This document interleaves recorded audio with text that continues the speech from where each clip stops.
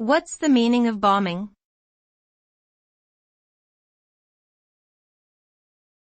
Bombing.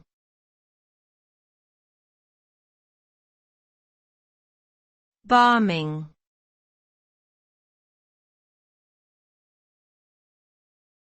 Bombing.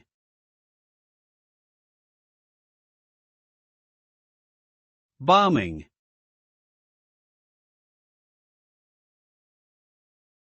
Bombing generally refers to an attack or act of violence involving the use of explosives, such as a bomb. The intended result of a bombing is typically widespread destruction and harm, including damage to buildings and infrastructure, injuries or deaths of individuals, and widespread fear and panic within the targeted area. In addition to physical damage, bombings can also leave psychological scars in affected communities, with long-lasting effects on the individuals involved and the wider society. Such acts of violence are illegal and can have devastating consequences for all those involved.